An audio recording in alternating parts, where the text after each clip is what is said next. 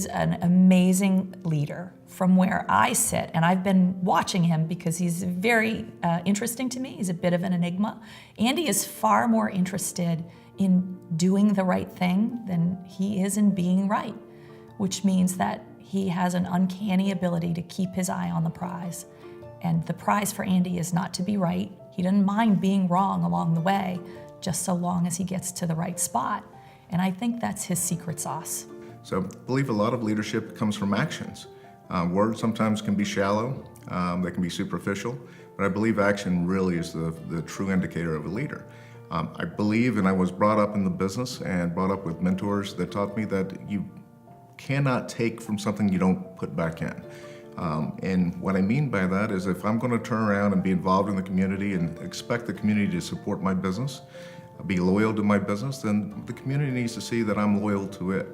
And I'll do what I can do as a business owner with my company and with myself as an individual and my family to try to make the community a better place. He really believes in the welfare of children and protecting children. But I think what's really special about Andy Cruz is that he really invests his time and makes himself available and makes time. He will drop things to really make time for this organization and for the betterment of children.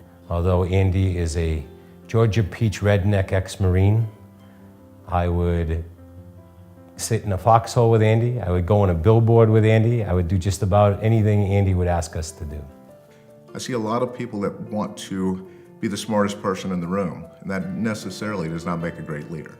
I would rather surround myself with people that are more talented than me. The first thing I loved about Andy was that he called me Miss Diane.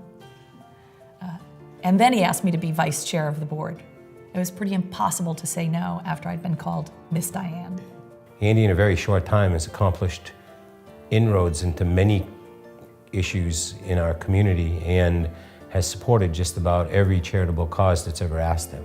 So Andy will hire people once they've gotten on their path to recovery.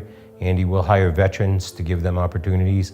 And Andy has a very diverse and very loyal workforce as a result of it.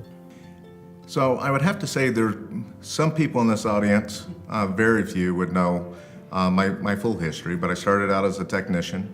And then as a tech, I was full of a lot of fire. I worked hard, did very well, but I also played very hard.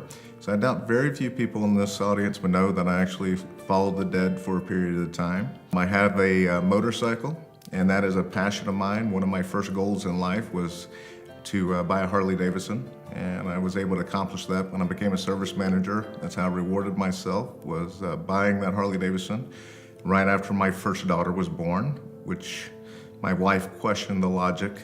We had a brand new baby at home, and I'm down at the Harley Davidson dealership buying a new motorcycle, and I still have that motorcycle today. And the fact that I've got a Snap-on toolbox that still sits in my garage, and that toolbox sits there every day, and it's a reminder to me that I can basically always have something to fall back on, to know where I came from. And if I need to take a risk, I'm not afraid to take those risks, because I know if everything else were to blow up, I could always still provide for my family. And in my view, Andy is a poster child, central casting the kind of person that we need here and we need to continue attract. Largely because he cares not just about his business and his individual accomplishments, but he cares about the well-being of everybody in his community. Congratulations, Andy Cruz. You are a rock star in my book, and I thank you from the very bottom of my heart for all that you do, not only for our organization, but for children throughout New Hampshire and beyond. You have no idea how much your engagement makes a big difference. Congratulations.